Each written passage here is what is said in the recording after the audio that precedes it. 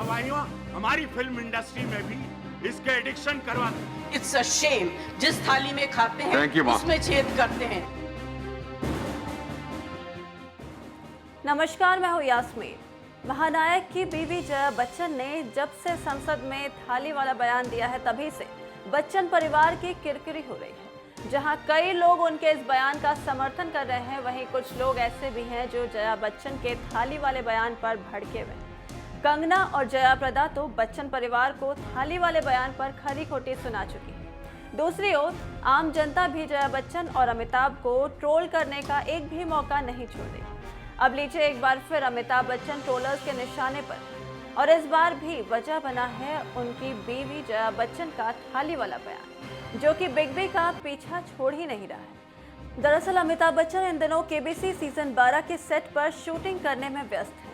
कुछ समय पहले ही अमिताभ बच्चन ने कोरोना वायरस को मात दी। कोरोना के कहर के बीच भी अमिताभ बच्चन अपने काम को फुर्ती के साथ निपटा रहे हैं। इसी बीच बिग बी ने सोशल मीडिया पर अपनी एक तस्वीर शेयर की है, जिसमें वो फेस शील्ड लगाए दिखते हैं। इस तस्वीर को शेयर करते हुए अमिताभ बच्चन लिखते हैं कि सब लोगों को इस समय सुरक्षित रहने की जरूरत है। अब इस तस्वीर की वजह से अमिताभ बच्चन ट्रोलर्स के निशाने पर आ गए हैं। एक यूजर ने लिखा है, आप सेफ रहो जया जी से, इज्जत उतार रही है, पूरा वर्ल्ड गाली दे रहा है। वहीं एक दूसरे यूजर ने लिखा, be safe and keep quiet, not to speak anything, my wife will speak on my behalf. वहीं एक और यूजर ने लिखा, अब क्या मतलब है इस अमिताभ को बॉयकॉट करने का, जिंदगी भर तो जनता ने शोहरत पैसा दिया, जो अब तक इसका कुबेर भर चुका। This man is spineless, shameless. इसके अलावा एक और यूजर ने लिखा, why can't you give Jaya, she need cool shades.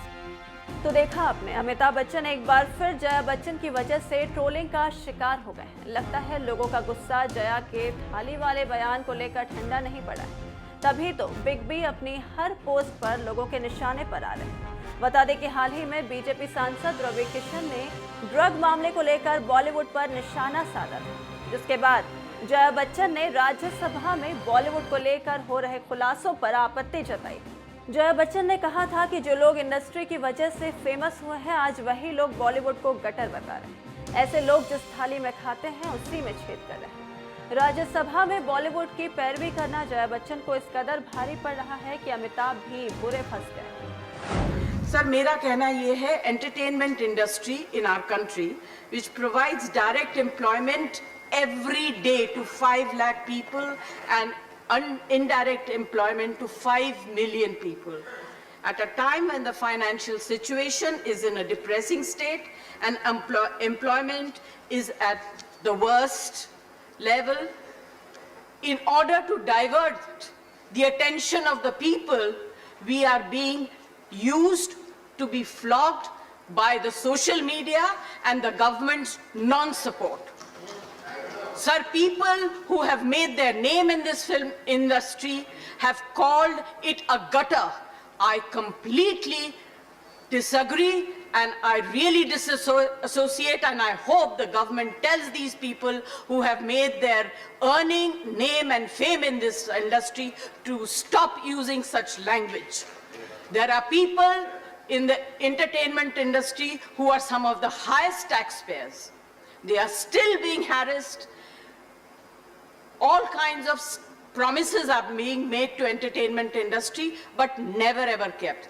Sir, I get very worked up and very emotional. I have too many things to say, but you're not giving me enough time and opportunity to speak. Sir, I think the government must stand by the entertainment industry, because the entertainment industry always comes forward to help the government in whatever good work that the government takes up.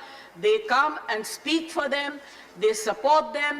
If there is a national calamity, they come forward, they give money, they give their services. I think that it is very, very important that the government must support this industry and not kill it just because there are few people. You cannot tarnish the image of the entire industry. Right. This industry brings international name and recognition also, apart from the political people. I was really embarrassed and ashamed that yesterday one of our members in the Lok Sabha spoke who is from the industry against, I'm not taking a name, against the film industry. It's a shame. जिस थाली में खाते हैं Thank you, ma'am. उसमें छेद कर